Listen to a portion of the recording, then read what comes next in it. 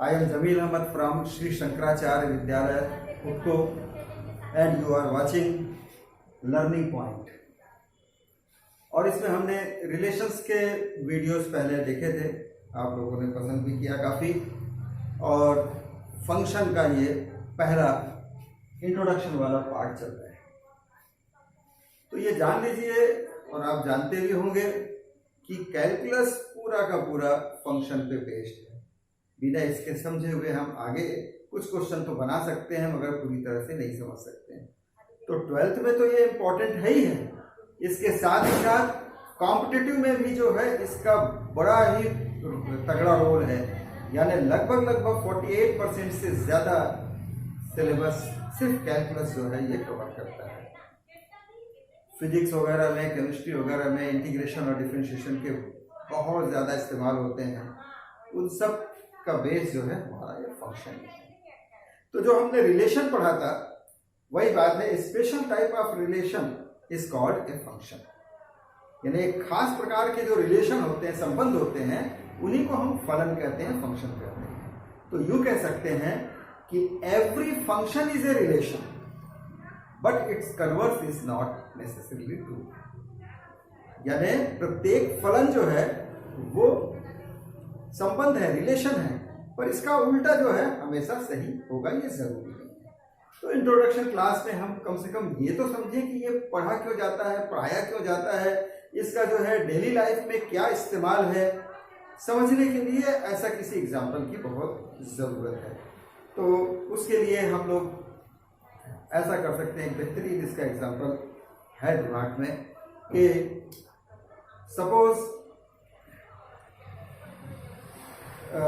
let us suppose that we have to start a ready-made garment factory, a factory of ready-made garments.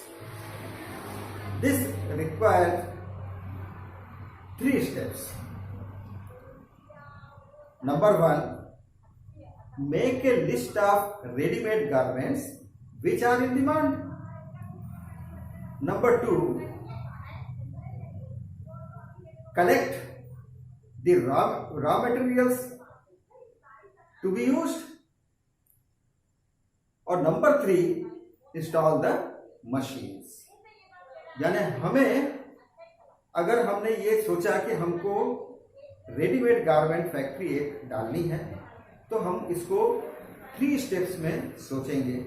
सबसे पहले हम क्या सोचेंगे कि आखिर मार्केट में डिमांड किस किस रेडीमेड गारमेंट्स की है, उसकी अपने एक लिस्ट बनाएंगे।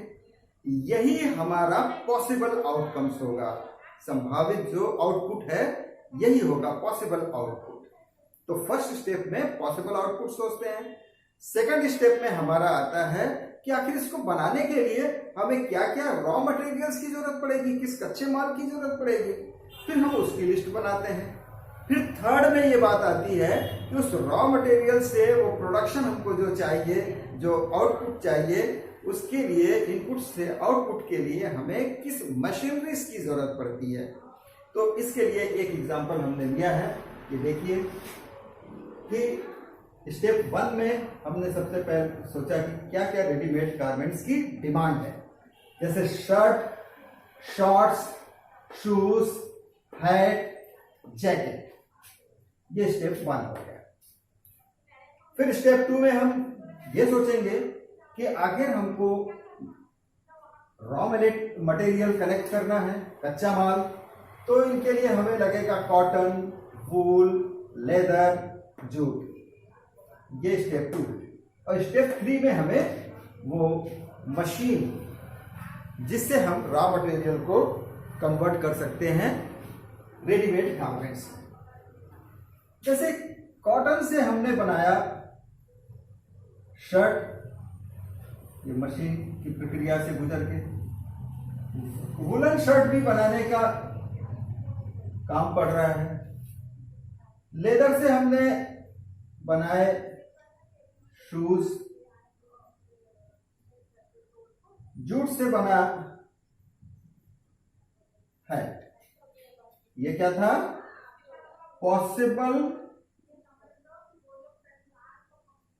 आउटपुट्स, जो संभावित हमारे आउटपुट्स हैं, निर्गत चीजें हैं वो, और ये है हमारा कच्चा माल की जो बात थी स्टेप 2 में, ये इनपुट्स हैं। और ये जो कन्वर्ट हो रहा है ये एक हमने क्या लिया है, a possible relationship between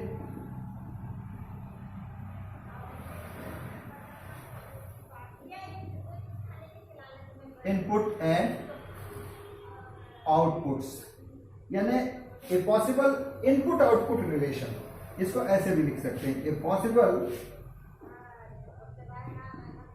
input output relation. ऐसे बहुत तरह के हो सकते हैं, जैसे हम कॉटन से शॉर्ट्स भी बना सकते थे या लेदर से जैकेट भी बना सकते थे। अब इसमें सोचने की वाली बात यह है कि हम जो ये बिजनेस कर रहे हैं, प्रैक्टिकली व्यवहारिक तौर पे हमारा ध्यान कहाँ रहेगा कि हम चाहेंगे कि ये हमारे लिए प्रॉफिटेबल हो और इसमें अनिश्चितता नहीं होनी चाहिए, जो बनाना चाह रहे हैं वही मिले।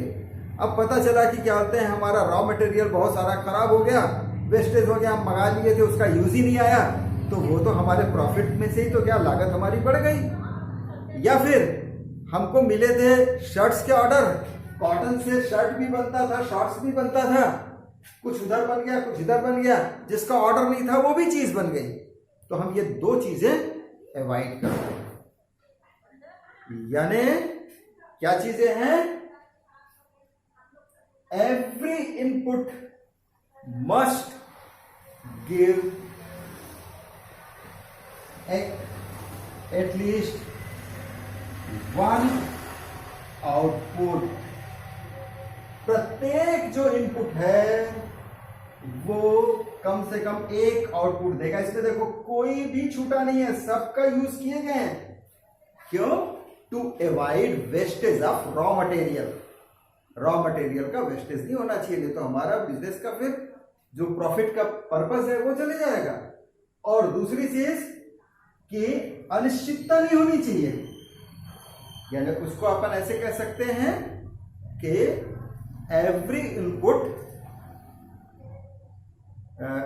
No input should give more than one output. कोई भी इनपुट एक से ज्यादा आउटपुट नहीं देगा। जैसे कॉटन से शर्ट बन रहा है अकेला, ऐसा नहीं कि कुछ और भी बन रहा है। वूल से शर्ट बन रहे हैं, लेदर से केवल शूज, ऐसा डबल एरो का ही नहीं निकला, जूट से है। ये दोनों शर्तें किसी भी रिलेशनशिप में रहेंगी तो उसको बोलेंगे फंक्शन। एक बार और सुन लीजिए कि every input give at least one output, and number 2, no input should give more than one output. इन दोनों को मिलाकर एक शर्त बनाई जा सकती है। आप इसको दोनों के बदले में ऐसा कह सकते हो कि every input must give exactly one output. Exactly one output. इसमें पहली वाली बात भी आ गई कि जीरो आउटपुट किसी का नहीं होना चाहिए, और सेकंड वाली बात आ गई कि मोर देन वन नहीं होना चाहिए, एग्जैक्टली वन आउटपुट। ये शर्त जो पाता है उसको अपन क्या कहते हैं, फंक्शन कहते हैं। तो ये जो मैंने रिलेशनशिप का एक एग्जांपल लिया है, ये एक्चुअली में फंक्शन की डेफिनेशन में आता है।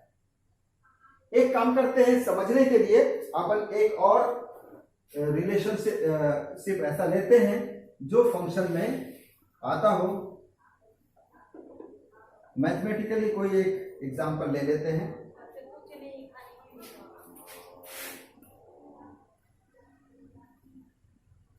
One two three four five dot dot dot, ये है set of all natural numbers. यहां मशीन है, फंक्शन मशीन है, और पॉसिबल आउटकम्स भी set of all natural numbers है 1 2 3 4 5 6 9 16 एक्सेट्रा। अब यहां हम रिलेशन कैसा ले रहे हैं,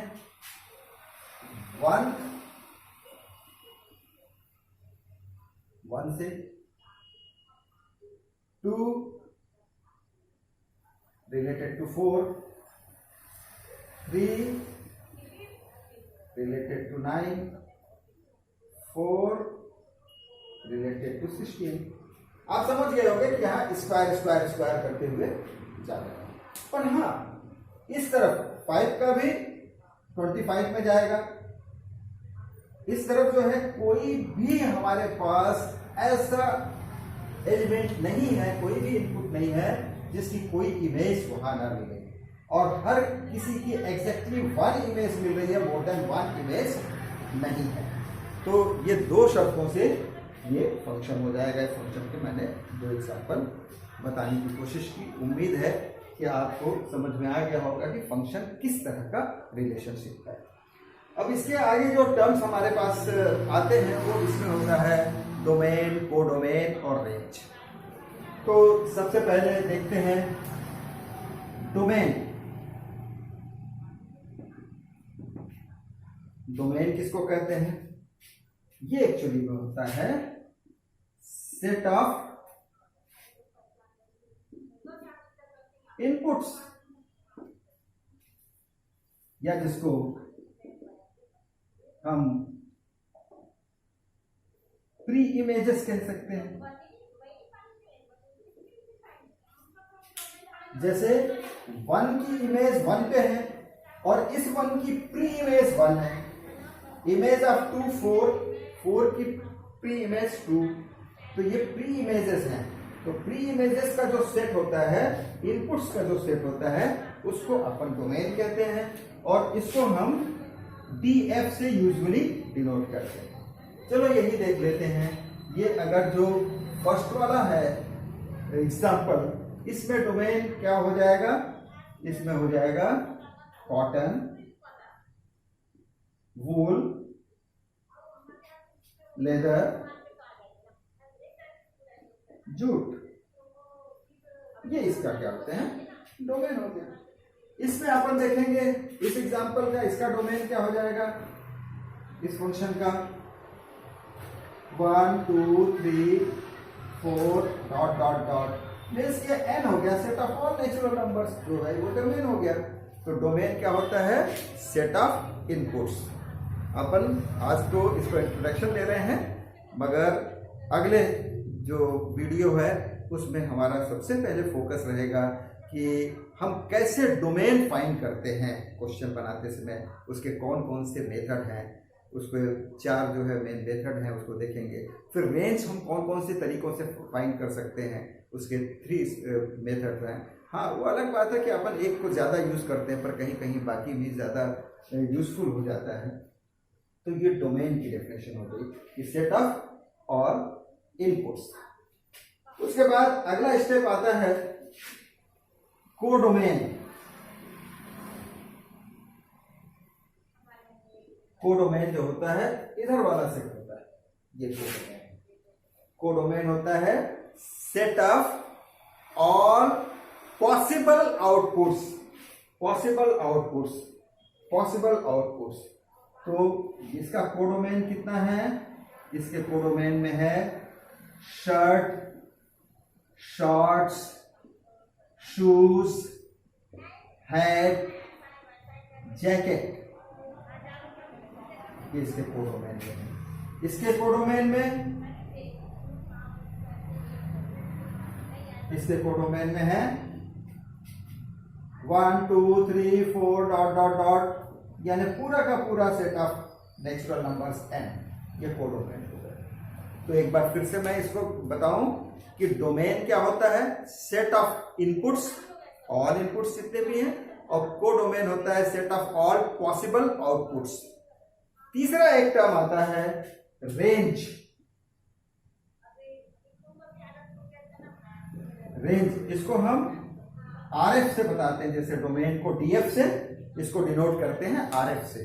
रेंज, तो रेंज क्या होती है, फिर से दोहराते हैं। डोमेन है set of all inputs, codomain है set of all possible outputs, जितने भी संभव आउटपुट्स हैं वो, और रेंज है सेट ऑफ एक्चुअल आउटपुट्स, वास्तविक जो आउटपुट्स हैं वो। आप देखो यहां पे शॉर्ट्स तो हमने इस रिलेशनशिप में, इस फंक्शन में बनाया ही नहीं, जैकेट तो बनाया ही नहीं, ये आउटपुट तो किसी की भी नहीं, इनकी कोई भी प्री इमेज नहीं है। तो सेट ऑफ एक्चुअल आउटपुट्स अपने को यहां पे लेना है। इस फर्स्ट केस में क्या होगा, शर्ट जो कि बन रहा है, फिर शूज, उसके बाद हैट, ये है रेंज। यहां पे रेंज क्या हो जाएगी, इसमें 1 है इमेज, सेट ऑफ इमेजेस, 2 नहीं है, 3 नहीं है, 4, 5 नहीं है, 6 नहीं है, 7, 9, 16 ... ये रेंज है। तो मेरे ख्याल से यहां तक की समरी अगर हम हल्के से देखें तो क्या क्या है कि देखिए, फंक्शन भी एक तरह का रिलेशनशिप ही है, रिलेशन है।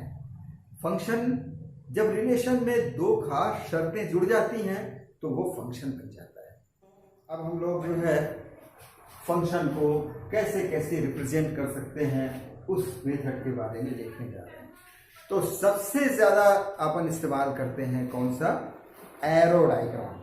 तो एरो डायग्राम का एक एग्जांपल अपन ले लेते हैं कि जैसे ये है set x, set y, a b c d 1 2 3 4।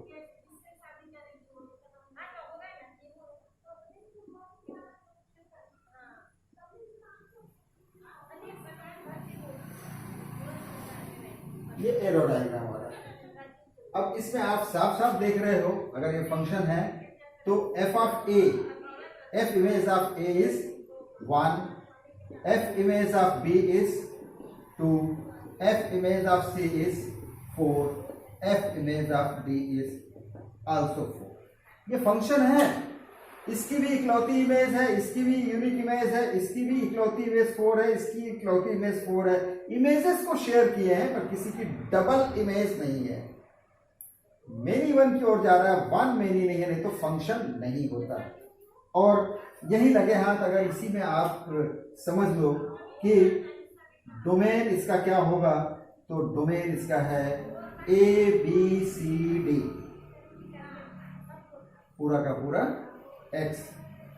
इसका कोडोमेन क्या है, कोडोमेन इज 1 2 3 4 पॉसिबल आउटकम्स, और इसकी रेंज है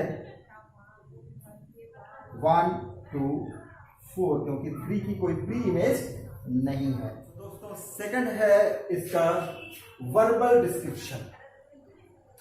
जैसे इसको एक एग्जांपल से समझा जाए कि f is a function which assigns to each state of our country to its capital city। यानी कि f एक फलन है जो हमारे देश के प्रत्येक राज्य को उसकी राजधानी से संबंधित करता है। तो ये एक फलन है। देखिए ये फलन या फंक्शन कैसे है, जैसे इस तरफ हमने बहुत सारे राज्यों के नाम लिख लिए, मध्य प्रदेश, उत्तर प्रदेश, छत्तीसगढ़, पंजाब, हरियाणा एक्सेट्रा। और यहाँ पे जितनी सिटीज हैं, मुंबई, अटल नगर, बिलासपुर, लखनऊ, भोपाल, चंडीगढ़, नागपुर और भी बहुत सारे। तो देखिए हर राज्य की अपनी एक राजधानी होती है, इसलिए ये फंक्शन है। इसको रे डायग्राम से समझा दे रहे हैं।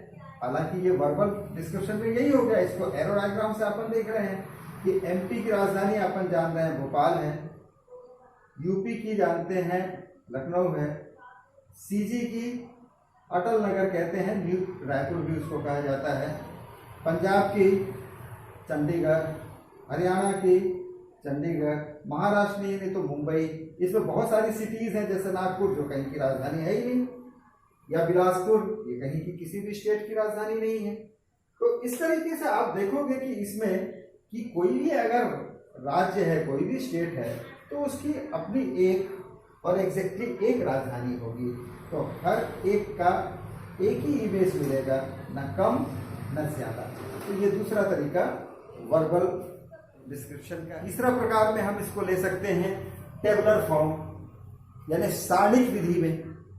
तो इसमें ऐसा टेबल दे दिया जाता है कि जैसे एक अपन कुछ भी बना ले रहे हैं, x, y, 1, 15, 2, 0, पाई, √9 या √91 कर लिए, -2, 11/5, 15, 4। तो डायरेक्ट जरूरी नहीं कि किसी ढंग से डिफाइन हो डायरेक्ट, मगर इसमें यही देखना है कि किसी की भी जो है इमेज डबल नहीं होनी चाहिए और सबकी इमेज मिलनी चाहिए। तो ऐसा भी फंक्शन होता है। यहाँ पे आप ऐसे लिख सकते हो f(1) = 15, f(2) = 0, f(5) = √91, f(-2) = 11/5 और f(15) = 4, अगर y = fx फंक्शन है तो, है ना। और यहाँ पे डोमेन, ये पूरा डोमेन हो गया, 1, 2, पाई, -2, 15, और ये जो y की वैल्यू मिल रही है ये पूरी रेंज हो गई। रेंज 15, 0, √91, 11/5, 4। अगर इसको एरो डायग्राम में ही बनाना रहेगा तो ऐसे बनाएंगे अपन, 1, 2, पाई, -2, 15, 0, √91, 11/5, 4।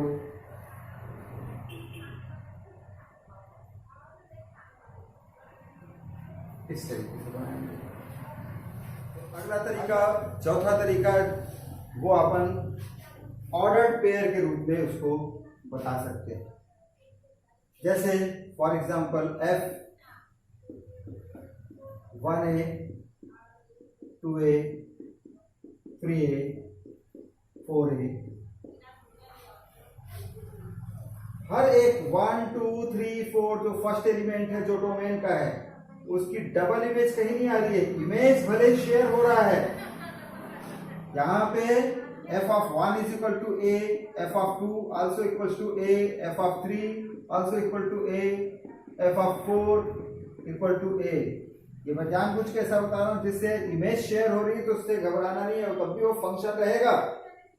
और इसको एरो डायग्राम में अपन कुछ इस तरीके से बता सकेंगे, 1, 2, 3, 4, यहां सिर्फ a ही दिख रहा है। इसका डोमेन कैसे दिखाओगे,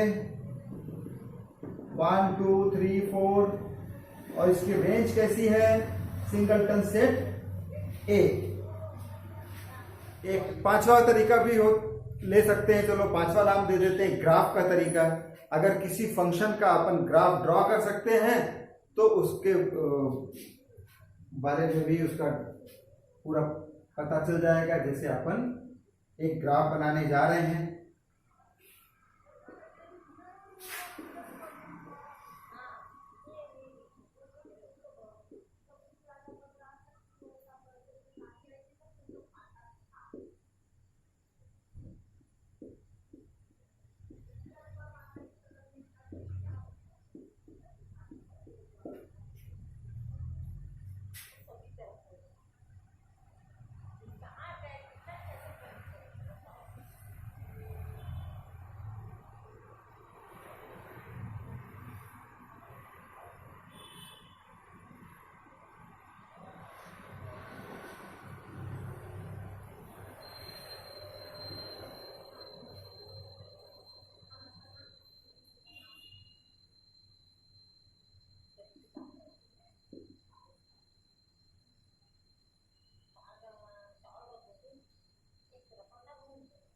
ये हमने कोई भी मन से ग्राफ बना दिया। अब इसमें सबसे पहले ये देखो कि ये फंक्शन है भी कि नहीं। ये एक्स एक्सिस पे डोमेन मिलेगा, वाई एक्सिस पे उसकी रेंज मिलेगी, यहां से किसी की भी डबलिंग तो नहीं हो रही है, ये देखना है। तो उसका एक टेस्ट है, वो भी यहां सीखो, वर्टिकल लाइन टेस्ट।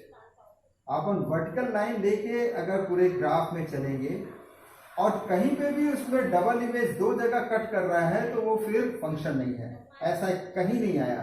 इसीलिए तो जानबूझ के 3 पे जो ब्रेक हुआ है ना, तो एक जगह मैंने ओपन ले लिया, एक जगह क्लोज ले लिया, नहीं तो 3 में डबल वैल्यू आ जाती। तो ये एक जो है फंक्शन है, क्योंकि वर्टिकल लाइन कहीं पे भी दो जगह कट नहीं की। इसमें डोमेन कैसे निकालेंगे, इसकी जो इमेज है एक्स एक्सिस पे जो अपन निकालेंगे,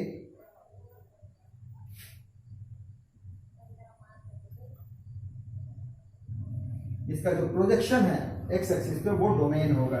तो जैसे इस फंक्शन का डोमेन क्या है अपना 1 से लेकर 7 तक, 1 और 7 भी इंक्लूड है, क्लोज्ड इंटरवल 1 to 7। और रेंज के लिए y एक्सिस पे प्रोजेक्शन देखेंगे, यहां से यहां तक आया हुआ है, ये पूरा चल रहा है, मगर यहां पे देखो ओपन है, फिर ये गैप आ गया, फिर यहां से शुरू हुआ, क्लोज्ड है यहाँ पे, और चलते चलते यहां पे भी क्लोज्ड है। तो इसकी रेंज होगी closed 1 to 4 open, union 6 to 7 closed. तो अगर हम जब ग्राफ बना सकेंगे या ग्राफ दिया रहेगा तो फंक्शन की जांच भी कर सकते हैं वर्टिकल लाइन टेस्ट से, और हम जो है क्या कहते हैं उसके डोमेन और रेंज को भी निकाल सकते हैं। जो एक्स एक्सिस पे प्रोजेक्शन होगा वो डोमेन को बताएगा, और जो वाई एक्सिस पे प्रोजेक्शन होगा वो रेंज को बताएगा। और एक तरीके से अपन इसको रिप्रेजेंट कर सकते हैं कि फार्मूला का या फिर समीकरण का तरीका। जैसे यहां एक एग्जांपल हमने दिया, f from r to r such that, यानी r से r में सेट ऑफ रियल नंबर से सेट ऑफ रियल नंबर में फंक्शन है इस प्रकार कि f of x is equal to x square, ऐसे भी रिप्रेजेंट होता है। चलो इसको ग्राफ वाले में कन्वर्ट करके अपन देख लेते हैं, समझ लेते हैं अभी अभी जो हमने देखा था।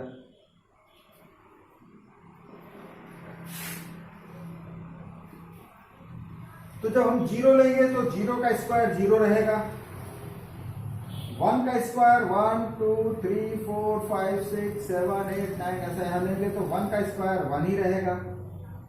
-1 का भी स्क्वायर 1 होगा तो वो भी इसी हाइट में आएगा। ऐसे 2 का स्क्वायर 1 2 3 4 रहेगा। ऐसे ग्राफ देखेंगे तो इस टाइप से हमको एक ग्राफ मिला इसका। और यहाँ पे अपन जब टेस्ट कर रहे हैं vertical line test, vertical line -∞ से आप +∞ तक दौड़ा दो, कहीं पे भी डबल कट नहीं होगा, तो ये एक फंक्शन है।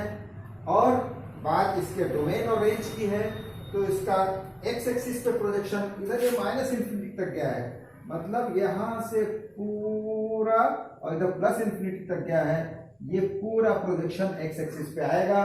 तो इसका डोमेन होगा पूरा का पूरा सेट R, यहाँ पे जो R है ये डोमेन है। और y एक्सिस पे प्रोजेक्शन अपन देखेंगे तो इसके नीचे दोनों साइड से कहीं ग्राफ नहीं है, y एक्सिस पे ये इस तरफ अप टू इन्फिनिटी तक जा रहा है, तो इसकी रेंज जो होगी वो कितनी होगी, 0 से इन्फिनिटी। 0 भी है इसलिए क्लोज्ड 0 टू इन्फिनिटी ओपन, ये पूरा इन्फिनिटी तक जाएगा। और ये वाला R जो है वो इसका कोडोमेन है। तो आज हमने इस फर्स्ट पार्ट में इतना ही लिया है कि फंक्शन होता क्या है, फंक्शन का आम जीवन में क्या इस्तेमाल है, क्या उपयोग है, कैसे उसको एक डेली लाइफ के एग्जांपल से अपन समझेंगे। इसी के लिए हमने फैक्ट्री ऑफ रेडीमेड गारमेंट की बात अपन ने सोची थी। फिर उसमें क्या क्या डेफिनेशंस हैं जो अपने को पता होनी चाहिए, टर्म्स जो डिफाइन है। डोमेन क्या होता है, set of all inputs. Codomain क्या होता है, set of all possible outputs. और रेंज क्या होती है, सेट ऑफ एक्चुअल आउटपुट्स। फिर इसको तरह तरह से रिप्रेजेंट करते हैं, आपने देखा कि सबसे आसान तो एरो डायग्राम वाला ही है और उसका अपन ज़्यादा इस्तेमाल करेंगे, पर अपन एक ही जगह अटके रह जाएंगे तो किसी जगह किसी क्वेश्चन में कोई दूसरे ढंग से रिप्रेजेंट करके वो पूछेगा तो वहाँ अपने को परेशानी ना हो। इसलिए इंट्रोडक्शन क्लास में वो जो 6 तरीके आमतौर पे यूज होते हैं उन सबको अपन ने ले लिया। याद रहे ये जो ग्राफिकल मेथड है वो भी बहुत ही इम्पॉर्टेंट है, आगे चल के इसका इम्पोर्टेंस पता चलेगा। तो अब नेक्स्ट वीडियो जो इसका पार्ट 2 हम लोग देखेंगे उसमें पूरा फोकस डोमेन और रेंज को कैसे कैसे फाइंड करेंगे, क्या क्या मेथड है, किन बारीकियों को देखेंगे। Okay, good luck.